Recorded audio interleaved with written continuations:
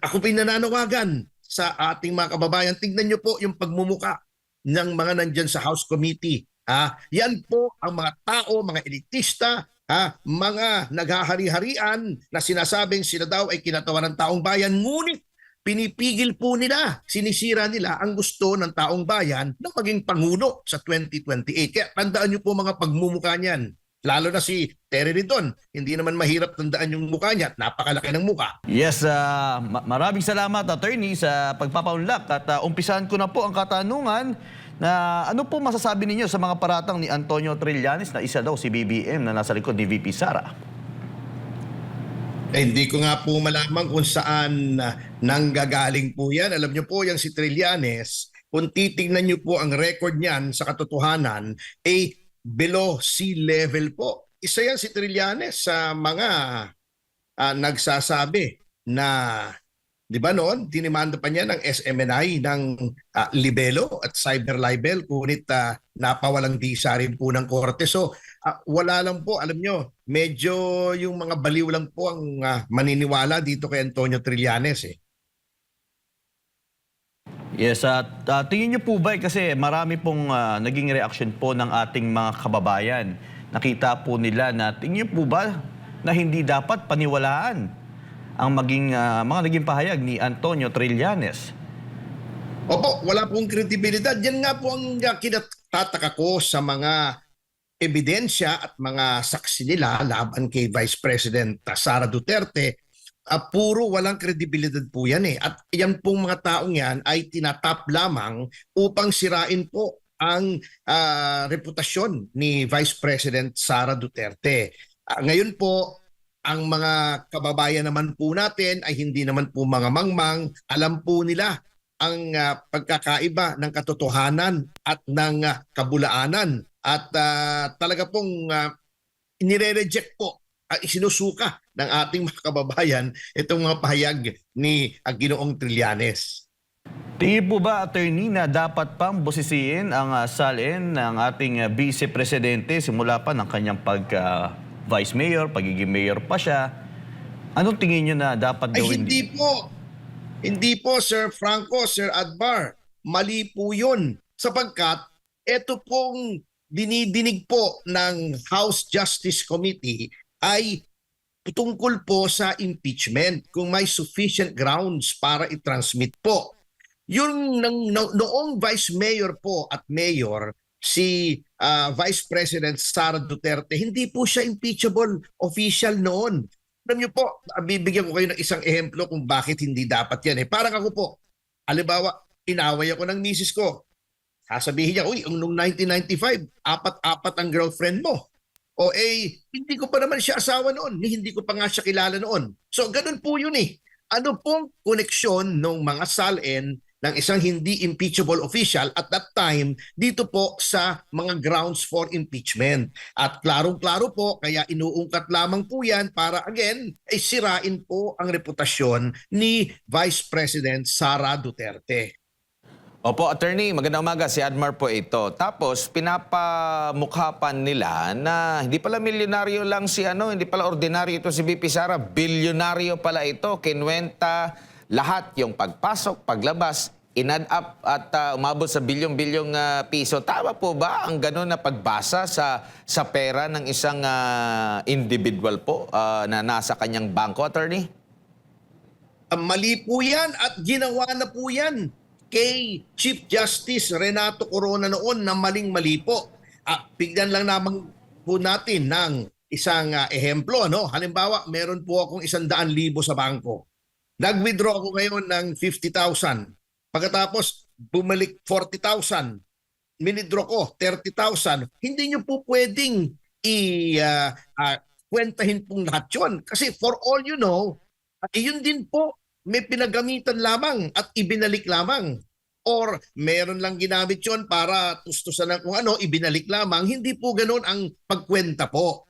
At titingnan po natin yan in the proper context. Kaya nga po, ang sinasabi nila, yung SALN ay snapshot lamang yan ng isang moment in time kung saan nangyari yung mga bank deposits, yung mga movement ng bangko, yung ng pera sa bangko. katulad po nung kay Chief Justice Corona, napatunayan po na magwi-withdraw sila, ilalagay nila sa ibang bangko kasi naghahanap po sila kung saang bangko may mataas-taas na interes. Hindi po natin alam eh. Kung yun lamang po ang titingnan natin, deposit withdraw, eh hindi po ano yun, hindi po sapat na batayan yun para sabihin may hidden wealth. Or merong unexplained wealth. Maling-mali po yun. Yan po ay very simplistic at again po, uulitin ko, ginagawa lamang po yan para palabasin na sa ngayon pa lamang, wala pang trial sa Senado ay may kasalanan na si Vice President Sara Duterte. Propaganda lamang po yan na hindi dapat pakinggan at paniwalaan ng ating mga kababayan. Opo. Meron pong maaring dalawang batas na nakakasaklaw po dito, no? Ano po bang sinasabi doon sa Bank Secrecy Law at doon sa AMLA na posibleng may nalabag Yun nga po, opo. dito po sa nangyari po? Yan pong yung mga sinasabing suspicious transaction at covert transaction, dapat pong malaman ng ating mga kababayan kung anong ibig sabihin yan. Yun pong covert transaction, automatic po yun. 500,000 and above, yan po ay covert transaction ayon sa Anti-Money Laundering Act. Yung suspicious naman, ganito po yan, ano? Kung ang nagdedetermine po kasi kung sinong suspicious o hindi naman hukuman. Yung bangko, sinasabi nila, bakit ganito to? Bakit ka hinahinala ito? Ngunit hindi ibig sabihin na suspicious transaction ay illegal na po yun. Sapagkat, yung suspicious transaction, baka mayroong paliwanag at naghihintay po ng paliwanag. Halimbawa po, yung driver ko nung isang araw, pinabili ko ng gamot, binigyan ko ng 1,000 piso. Ang alam ko ang presyo ng gamot na yon ay 500 piso. Bumalik siya sa akin, ang sukli lamang niya ay 300, so 700 yung nagastos niya. Suspicious yun. Bakit? Nung una, ang binili niyang gamot ay 500 pesos lang, ngayon ay 700 pesos. Di magsususpecha ako. Tatanong ko sa kanya, ba't ano nangyari? Sasabihin niya sa akin, sir, nung una generic ang binili ko kaya mura. Ngayon branded kasi walang generic. Yung suspicion ko ay nawala na. So hindi ibig sabihin sinabi ng bangkong suspicious transaction yan na flag, illegal na yan kaagad. Sapagkat yan po ay maaring i-justify at ipaliwanag. So again, propaganda na naman po yan laban kay Vice President Sara Duterte. Po, kung may paglabag po dito, attorney, sino-sino po yung maaring mapanagot po dito? Yung nagbigay ng pahintulot sa kanya na ilahad itong mga kasama yung sa AMLA? Kasi dinitalye, pati yung mga sinasabing banka transaction at iba pa po, attorney. Lahat po ay dapat managot. Kanya lamang po yan ay, unang-una yung mga congressmen, yan po ay pwedeng patawan ng ethics complaint sapagkat alam niyo po si Chairman Luistro ng Justice Committee isang abogado. Alam po niya ang batas. Bakit bagamat klarong-klaro na labag po yan sa Bank Secrecy Law at saka sa Anti-Money Laundering Act ay ginawa pa niya. Yung pong sinasabi po nila na exception yan, yung impeachment, yan po ay impeachment doon po sa trial sa Senado, hindi sa House Committee on Justice at hindi rin po sa House. Bakit ko po sinabi yan? Kung titignan niyo po yung batas, nakalagay doon po doon, may bank secrecy. Meron nga pong exception. Anong nakalagay doon sa exemptions? In cases of impeachment. Ang sitwasyon po ngayon, Sir Franco, Sir Admar, ay wala pa pong impeachment. Bakit? Sapagkat ayon po sa jurisprudence at ayon sa ating konstitusyon, ang isang tao ay impeached lamang kapag yung articles of impeachment ay pinadala na po sa Senado. Prior to that, an impeachable official is not yet impeached. So, sa puntong ito po, at this time, wala pa pong impeachment against Sara Duterte and therefore hindi po pasok sa exemption yon. Wala rin naman pong court order sapagkat ang House Committee on Justice ay hindi korte.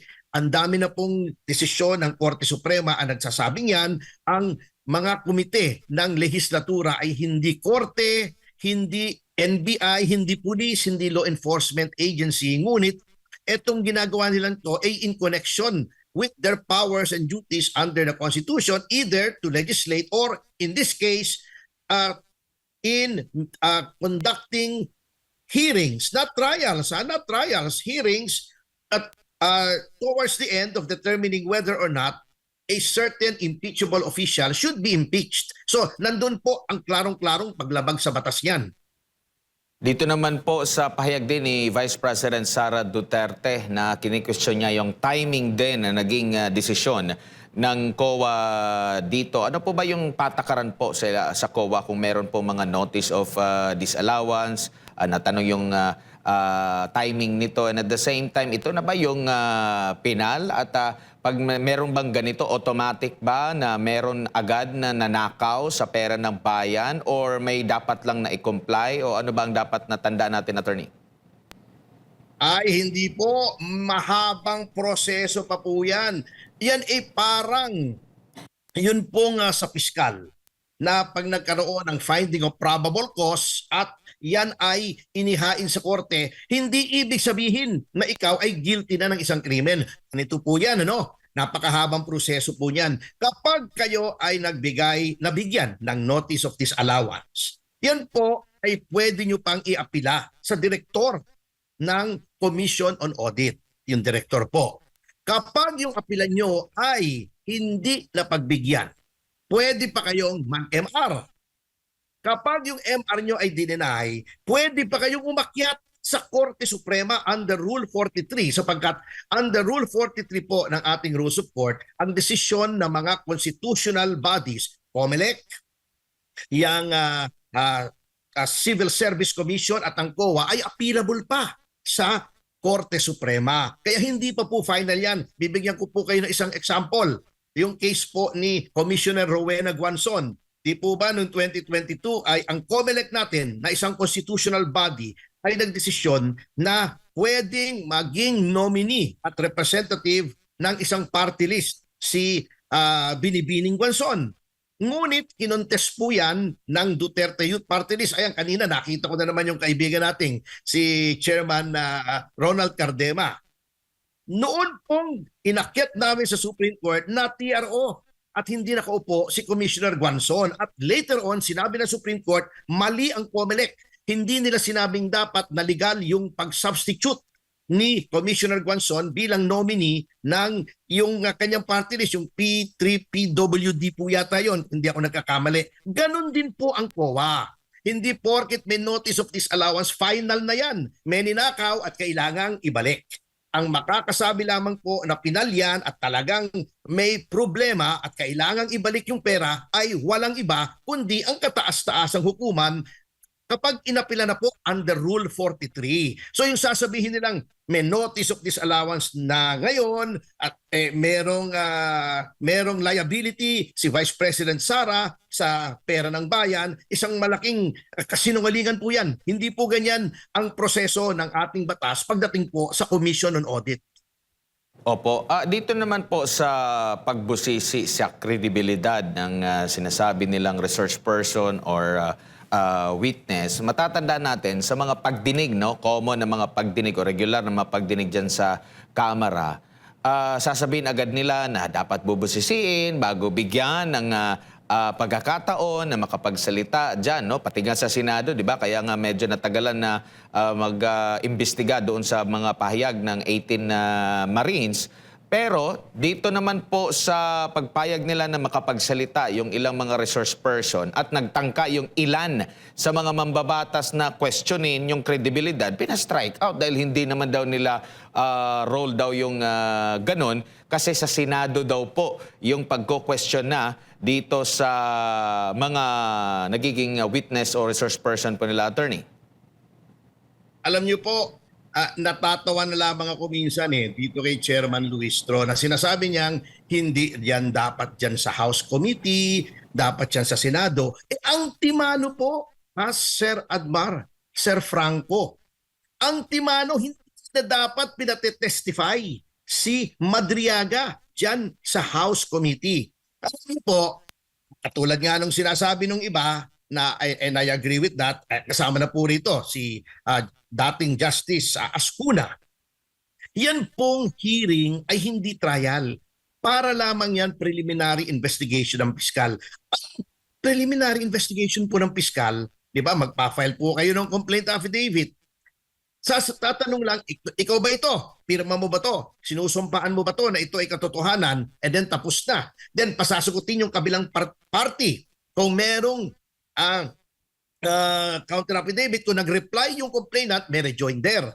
Doon lamang po ibabase. Kasi nga, sufficiency of ground lamang. Hindi po full-blown trial yan. Hearing lang po yan. Probable cause lang.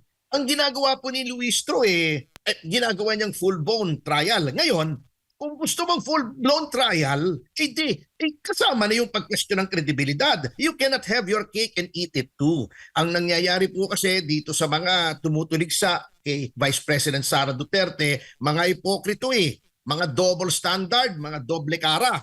Pagka pabor sa kanila, yung pagbebendalo, sige sila. Pero when someone like Representative Marcoleta relies on their flawed procedure at sinasabi niyang, ginagawa mo ng trial, hindi na hearing. So, questioning ko na yung kredibilidad. Ayaw naman nila. Yan po kitang-kita na talagang ginagamit lamang itong hearings ng House Committee on Justice para gibain ang pangalan ni Vice President Sara Duterte. Kapag sila ang lumalabag, okay lang. Pero pag pinapatulan yung kanilang paglabag at nagre-rely po ang isang tao doon sa ginagawa nilang kapalpakan, pinapatulan, kumbaga nagra-ride on lang naman si Representative Marcoleta ayaw naman nila. So, anong kaipokrituhan yan? Opo, attorney, ang sabi rin nila na dahil nabanggit sa desisyon, recent na desisyon ng Korte Suprema, may kaugnayan dito sa impeachment hearing laban kay Vice President Sara na dapat mayroong due process. Mayroong due process pa ba yung ganon na hindi nga ma-question yung kredibilidad? Tapos meron pa silang gusto na mag-attend ang pangalawang Pangulo at ang kanyang legal team sa Committee on Justice hearing na yan. Pero nung nagsalita si Marcoleta, si Nazal, si Congressman Suntay para questioning nga, rejected lahat. So anong i-expect natin pag nandoon yung pangalawang Pangulo na siyempre kukwestiyonin yung mga sinasabi ng mga alegasyon, hindi nila ma-question kasi sasabihin lang din naman na, ay, sa Senado po yan, attorney. Alam niyo nga po puro kaulaluan po yung ginagawa ni Chairman Luistro at ng majority dyan sa committee na yan. At po, yan sinasabi ng Korte Suprema na due process. Due process is the right to be heard. Yan pong due process na yan ay ginagawa nila pang justify na sinasabi lang, sabi ng Korte Suprema, due process, kaya nagtatrial kami rito. Wala naman pong sinasabi ng Korte Suprema na due process is only satisfied if you have a full-blown trial. Ang sinasabi lamang po, the only requirement of due process is that the person being accused of wrongdoing or crime be given the right to be heard. At didinggin, ano po ba nangyari? Di po ba nag-file na ng answer si Vice President Sara Duterte? So satisfied na yung demands ng due process. Bibigyan mo ng opportunity to be heard. Kung ayaw sumipot, binigyan mo na ng oportunidad. Hindi kailangan sumipot para due process. At hindi kailangan ng full-blown trial para due process. Ang ginagawa nga po nitong kaipokrituhan, nitong committee na to, unang-una, ginagamit nila yung due process na sinasabi para i-justify na meron silang full-blown trial na wala naman sa batas. Pero ayaw naman nilang pakinggan yung mga kumukontra sa kanila. Yun pong sinasabi nila na dapat daw sumipot si Vice President at pagka hindi siya sumipot, it should be taken against him. Kahipokrituhan na naman yan. Bakit si Laila De Lima nung nag-hearing tungkol sa Bilibid drug trade ni Anino ni Laila De Lima, hindi siya sumipot? Napaka-importante nun para sa kanya, di ba? Ang pinag-uusapan doon, marami, yung Jonel, yung Saba, nagsusubukan ng Saba, bakit hindi siya sumagot? Hindi naman siya sinabihan na, bakit hindi ka sumagot? Hindi naman siya pinipilit na umapir doon sa hearing ng Bilibid drug trade. Si Luistro, di ba? Itinago niya yung asawa niya. Di ba? In-exercise niya yung option to remain silent. Ano nga yun obstruction of justice pa nga yung tutuusin yung itatago mo yung asawa mo, di ba?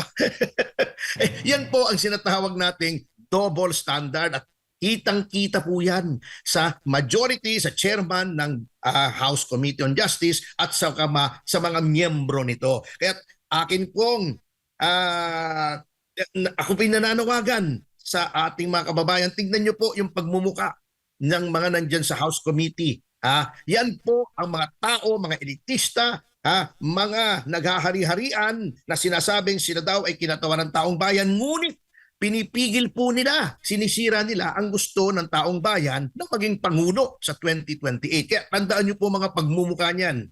Lalo na si Terry Ridon, hindi naman mahirap tandaan yung mukha niya, napakalaki ng mukha.